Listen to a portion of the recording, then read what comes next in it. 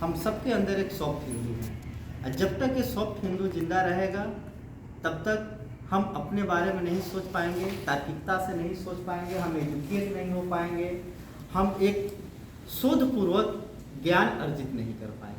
ये मेरा संबोधन में कुछ स्टार्टिंग में कहना था, क्योंकि ये मेरा शिकायत रहता है यहाँ पे। अंबेडकर का मानने का मतलब है कि हमारे पखंडवादी विचारधारा को समाप्त कर देगा। मैं अपने अंदर के हिंदुइज्म को मार चुका हूँ। मैं घर का फर्स्ट जनरेशन हूँ। कोई पूजा पाठ मैं अपने घर में नहीं करता हूँ। जो अंबेडकर के द्वारा जो विचारधारा दिया गया है उस पर मैं अनुसरण करता हूँ।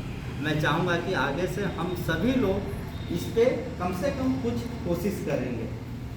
तो बेसिकली मैं पिछले 5 सालों से हम बिहार में काम कर रहे हैं, और मैं बेऊर, दानापुर, मसौढ़ी, बाढ़, जहानाबाद और आरा जेल में हमारा काम चल रहा है।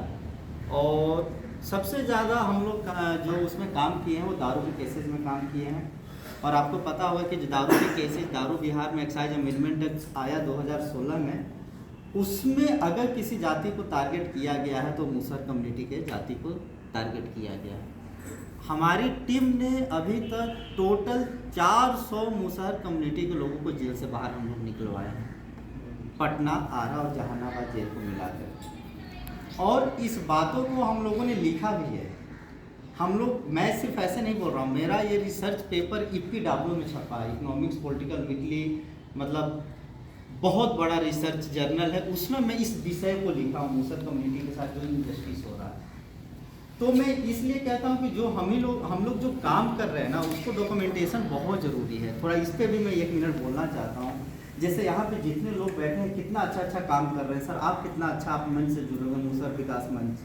तो हमें ये चाहिए कि हम लोग जो काम कर रहे हैं उसको डॉक्यूमेंट करें। अगर डॉक्यूमेंट नहीं करेंगे तो उस काम का कोई वैल्यू नहीं रह जाएगा। गांधी ने क्या किया चंपारण सत्याग्रह में? गांधी कुछ नहीं किया। गांधी के क्या रेलेवेंस रहा? कुछ रेलेवेंस नहीं रहा। गांधी का एक ही रेलेवेंस था कि जो इशू था, जो वहाँ का समस्या था, उसको डॉक्यूमेंटेशन किया गांधी ने, पॉइंट बाय पॉइंट डॉक्यूमेंटेशन किया, ताकि उनका जो आर्गुमेंट था वो और स्ट्रॉन्ग तैयार किया जा सके। गांधी चंपारण में आके उन्होंने लाठी लेकर लड़ा नहीं, गांधी ने गोलीबारी नहीं किया, क्रांति नहीं किया, गांधी ने डॉक्यूमेंटेशन किया।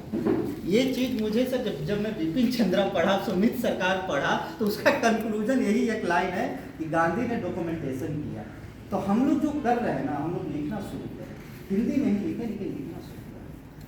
हमने 400 मुसहर कम्युनिटी के लोगों को बेल करवाया। उनका क्या समस्या था? किसी को वाइफ प्रेग्नेंट है, बच्चा रोड पे है, वो जेल में है, उनको छूट जाना चाहिए था 1 महीना के अंदर, लेकिन वो 2 सालों से जेल में है।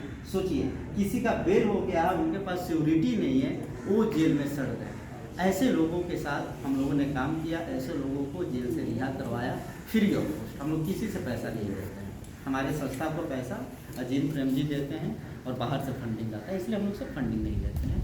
फ्री ऑफ कॉस्ट हम लोग काम करते हैं। तो इस रिसर्च के दौरान ये पाया गया कि जो अभी 1 जुलाई से आ रहा है, 1 जुलाई से हमारे देश में कानून चेंज हो रहा है। आप लोग को पता है ना, 1 जुलाई से नया कानून आ रहा है, CRPC, IPC और एविडेंस एक्ट को बदल दिया गया है। और उसका नाम रखा गया है, बहुत नाम तो सर इतना शुद्ध हिंदी में है, भारतीय नागरिक सुरक्षा कानून अधिनियम 2024। तो अभी क्या है कि इसमें एक जो प्रोविज़न है जो सबसे ज़्यादा हमको खटक रहा है, और मुझे लग रहा है कि इस प्रोविज़न से सबसे ज़्यादा जो इफेक्ट होगा, इस प्रोविज़न से जो लोग होंगे वो समाज के दलित, वंचित, एक्टिविस्ट लोग जो सड़क पे आंदोलन कर रहे हैं, माइनॉरिटी लोग, रिलीजियस माइनॉरिटी लोगों को टारगेट किया जाएगा।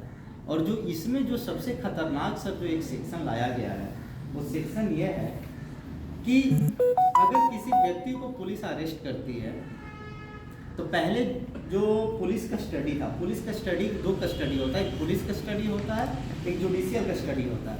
पुलिस कस्टडी मतलब पुलिस स्टेशन में लोगों को रखना, पुलिस के हिरासत में रखना। जुडिशियल कस्टडी का मतलब जेल के अंदर लोगों को रखना। यही 2 अंतर है बस। तो पुलिस कस्टडी का टाइम मात्र 14 दिनों का था। कुछ भी हो, जज 14 दिनों का टाइम देगा। 14 दिनों के बाद बड़ी मशक्कत के साथ 2 दिन, 3 दिन, 4 दिन, 6 दिन का पुलिस कस्टडी के लिए जज लोग ऑर्डर करते थे पहले, या अभी भी करते हैं। उसके लिए काफ़ी स्ट्रॉन्ग एविडेंस पुलिस को लाना पड़ता था कि सर मुझे पुलिस हिरासत की ज़रूरत 4 दिन का है, 5 दिन का है और बढ़ाया जाए।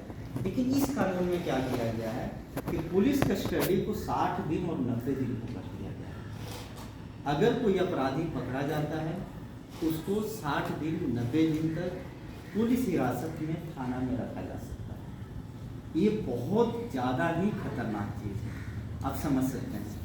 और इतना ही नहीं है, अगर जब कोई जेल में जाता है, अगर किसी को पुलिस जेल में भेजती है, जुडिशियल कस्टडी में जाता है, तो जेल में जाने के बाद भी अगर पुलिस डिमांड करती है, पुलिस को लगा कि हमें और पुलिस कस्टडी की ज़रूरत है, पुलिस हिरासत की, तो 40 दिन 60 दिन का और समय उसको मिल सकता है। आप समझ रहे हैं कितना खतरनाक चीज़ है ये, हमारे लोकतंत्र के लिए कितना खतरनाक है, ये हमारे डेमोक्रेसी और कॉन्स्टिट्यूशनलिज्म के लिए कितना खतरनाक है। ये चीज़ें हमें तब समझ में आएगा जब हम लोग शिकार होना शुरू होंगे। जो लोग बैठे हैं यहाँ वो समझ सकते हैं कि पुलिस कस्टडी कितना खतरनाक होता है। एक जो रिपोर्ट है, एक जो, हालांकि ये रिपोर्ट तो सही नहीं है, लेकिन इंडिया का Indian annual report on torture, एक रिसर्च हर साल आता है, उसका रिपोर्ट का नाम है Indian annual report on torture. इसने बताया है कि 2020 के अंदर 111 लोगों को पुलिस कस्टडी में डेथ हुआ है। लेकिन 111 लोगों को पुलिस कस्टडी में डेथ नहीं हुआ, इससे भी ज़्यादा आंकड़ा होगा। ये तो सिर्फ रिपोर्टिंग किया गया है, ये रिपोर्टिंग है।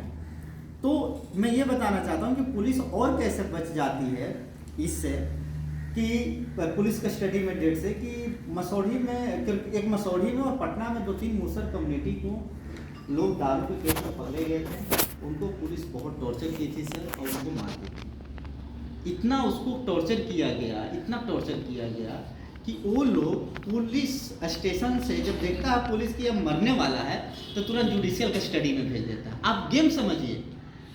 इसके ऊपर रिसर्च मुरलीकरण प्रोफेसर का, वो भी दलित कम्युनिटी से आते हैं, और नालसा के प्रोफेसर है मुरलीकरण, नालसा का।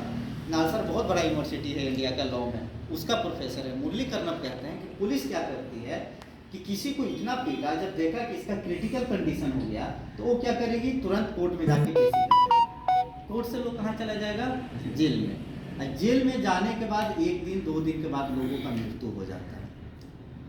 तो जो डाटा है ना मरने का, वो डाटा वो पुलिस के सर पे नहीं आता, वो जेल के ऊपर आ जाता है। आप समझ रहे बातों को कि कैसे गेम चल रहा है। मतलब पुलिस अपने आप को बचाने के लिए तुरंत उसको जुडिशियल कस्टडी में भेज देती है। जब कोई मरेगा तो उनके खाते में, अकाउंट में आ जाता है कि इसका मृत्यु जेल के अंदर हुआ है, ना कि पुलिस हिरासत में हुआ। एक टेक्निकल पॉइंट है जो हमें जानना चाहिए। तो ये सबसे बड़ा खतरनाक